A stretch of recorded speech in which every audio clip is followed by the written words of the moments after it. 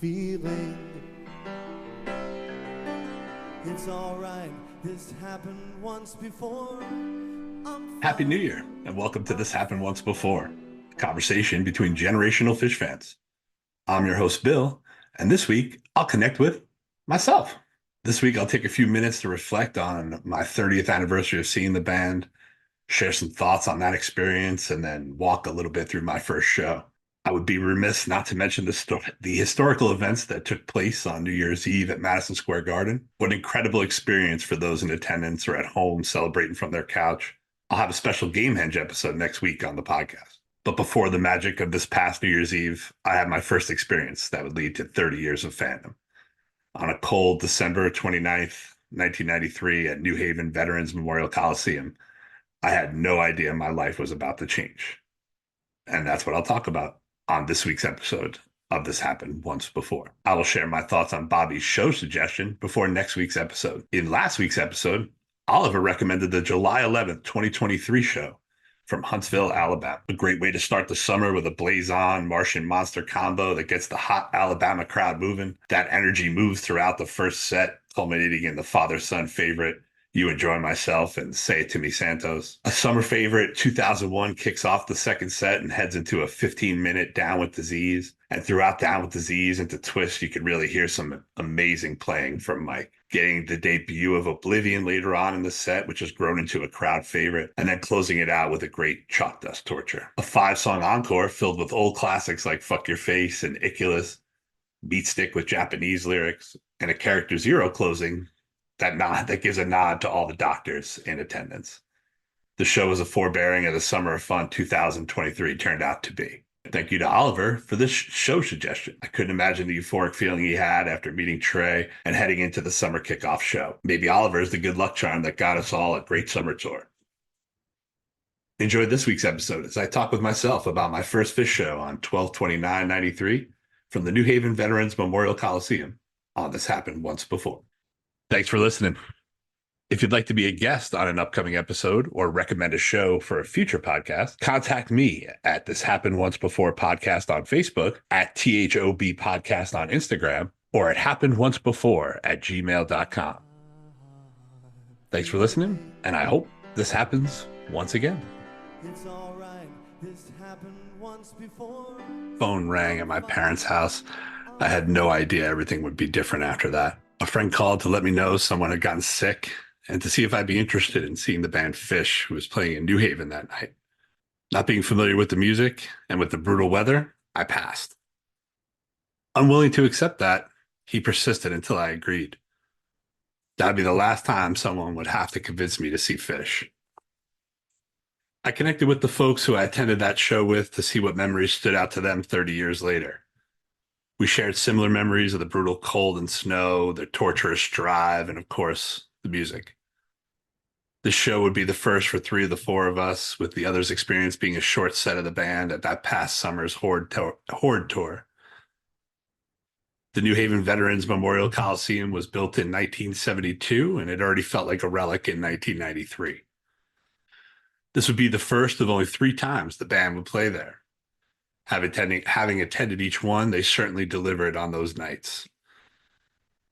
The parking garage was a spiral death trap that defied any kind of structural engineering. I remember feeling dizzy as we climbed higher until we found our parking spot. After we got out, 2 of the memories the group shared happened right away. The first being the winter hats everyone wore at that time, which were like these knit wool hats. If you go back and look at like a Spin Doctors music video, I'm sure you'll see them. And then the other one we had was of someone partaking in a balloon not too far from where we were. As snow fell on them in the light of the garage. And that was an image emblazoned in all of our brains all these years later. The Coliseum held only 12,000 people, but by the time the band came on, there was maybe 8,000 people spread around the arena. The stage was set up to look like a giant aquarium with giant neon kelp and a large clam at the center of the stage. I wouldn't learn until the summer of 94 that it was not the permanent setup of the band. The shows this week kind of get lost in history with the seminal 12/31/93 show that wraps up the year. Even for myself, one of the next shows I attended was the July 16th, 1994 show at Sugarbush, which was truly an insane, beautiful, amazing evening and kept resetting the bar of what my expectations for a Phish show were. And upon re-listening to this show 30 years later, I don't think I could have asked for a better set list to be exposed as a new fan. Having never heard a note, I had no expectations for what I was about to hear.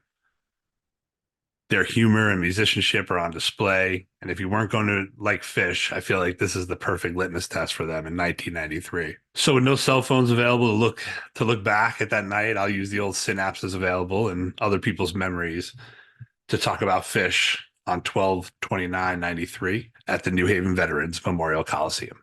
The show opener is forever emblazoned in my brain. Runaway Jim with its call and response had me hooked by the 3 minute mark. And, listening back here, it still does. And really, there's some amazing tension and release jamming that starts around the 6 minute mark, which would be my first introduction and also then the hallmark of what was to come in the 94 to 96 era. They follow it up with the third of four nights of playing Peaches. They took one night off during the New Year's run. At that time, obviously, I was unaware of the influence that Zappa had on them. I wasn't very familiar with Zappa as an artist as a whole. But when I look back at this was the first time this week they brought it out of retirement, I guess, since 1989.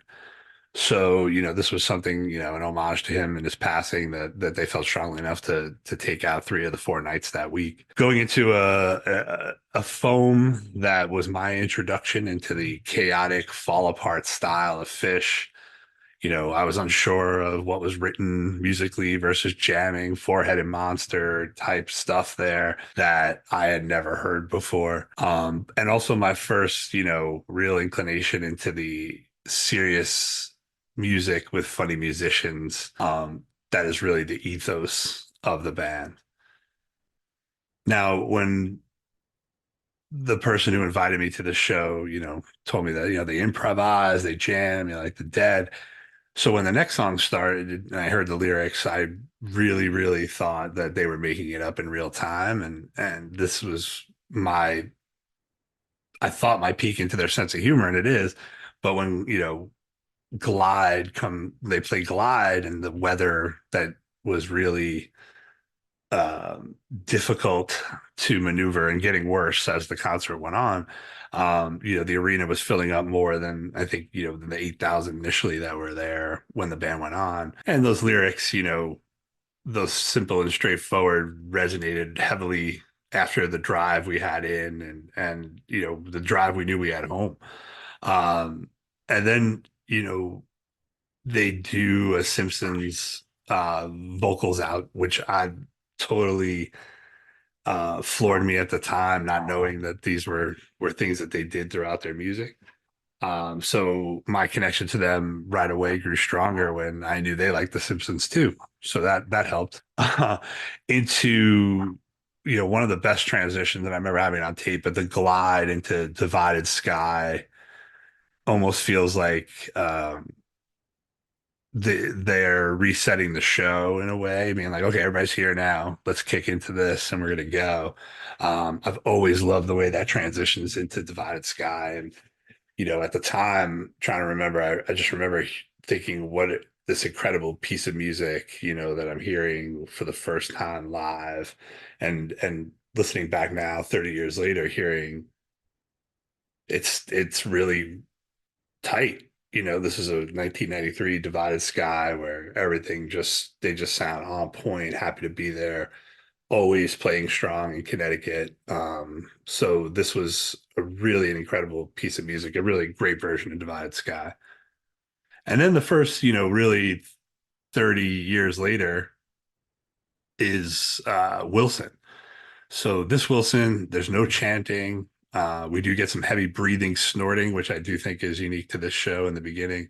Really slow build up intro, but overall a real unique, different version of Wilson that to listen back to 30 years later, I was impressed that was kind of like a real standalone sound and really unique for that night. Sparkle, a nice fun run through the Sparkle where, real straightforward and as a first time enjoyer of the music, of being a fan, seeing the potential of the speed of which they can play and the silliness which they do was even more fun than I knew music could be, or going to a concert could be at that point. Next up, they really hammered and to a perfect note hit Stash, and again, it's a dated reference now, but Page's piano on the outro sounds a little like a breaking news update, and they make a joke about Connie Chung, and who was, the one of the preeminent evening news anchors when that was still an important job.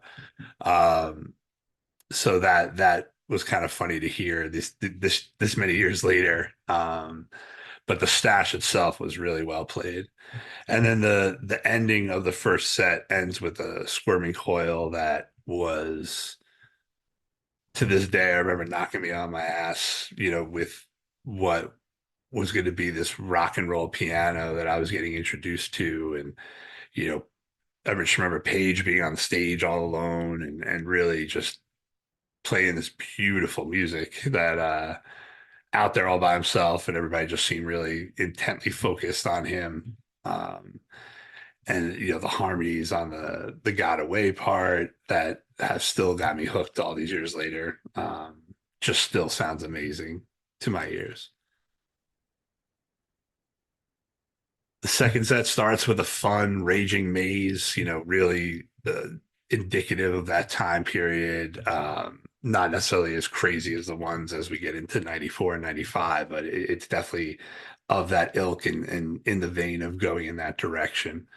A really straightforward bouncing around the room, which for a first time listener, that's one of those ones you could play for somebody to give them as an introduction to Phish. It's kind of a soft landing song that you could give them that could open their palate to maybe more to come. That guitar part still gets me to this day, even though that's a song that I've heard a million times. Fluffhead, this version is insane, in the best way possible. This version is insane. This Fluffhead is loud, fun. Mike slapping the bass like it owes him money. The place goes crazy at the Pills line, and it's amazingly well played. I just remember just feeling so part of something bigger, because everyone was so locked in on that song, and the band seemed to really enjoy, that response they were getting from everybody. Um, Listening back now, that organized chaos, there's almost this methodical, syrupy sound towards the end there that's just, really unique to 1993. And then a killer Run Like an Antelope with an amazing intro and aggressive antelope.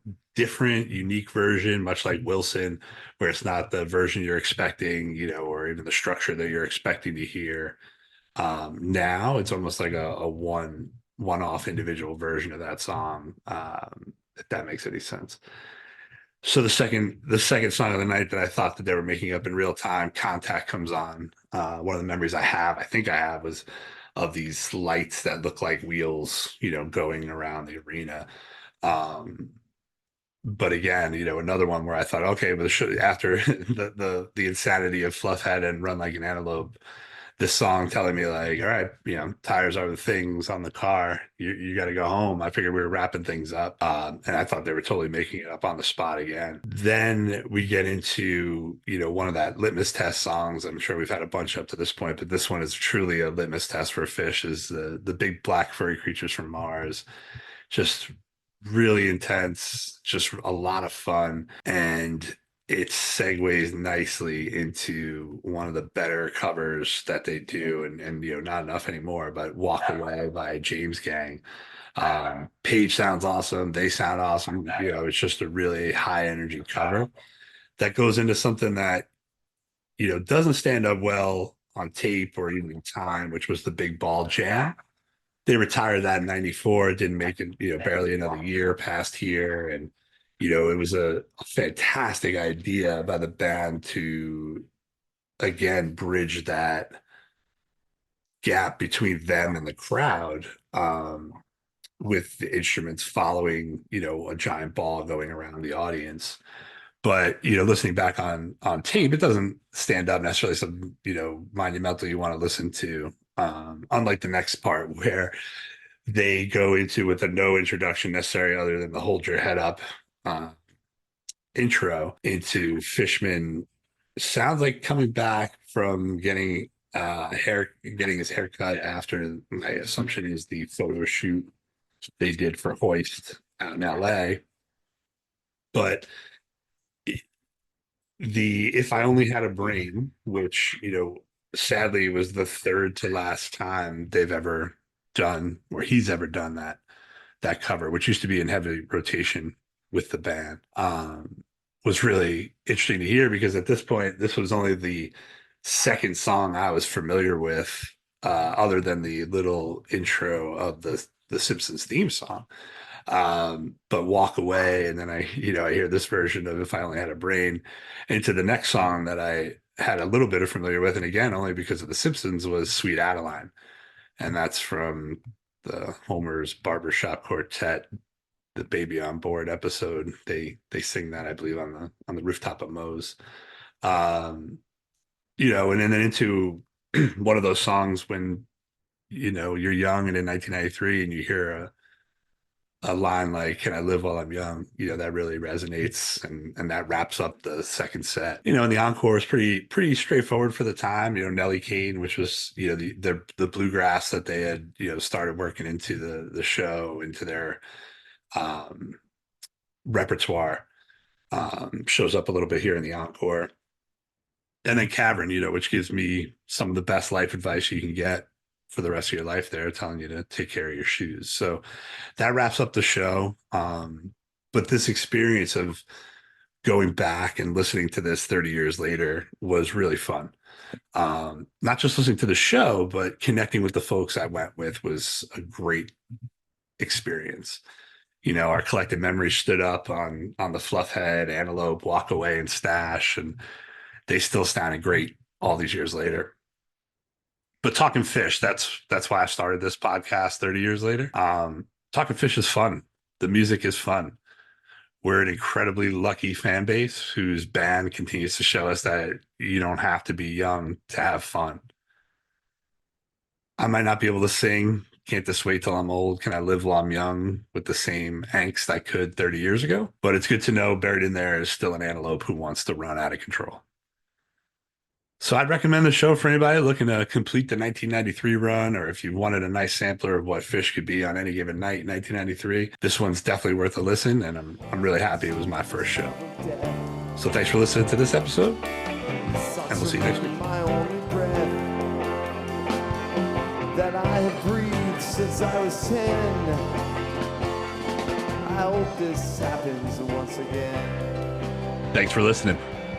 If you'd like to be a guest on an upcoming episode or recommend a show for a future podcast, contact me at This Happened Once Before podcast on Facebook, at THOB podcast on Instagram, or at happenedoncebefore@gmail.com. Thanks for listening, and I hope this happens once again. My only breath that I have breathed since I was 10. I hope this happens once again.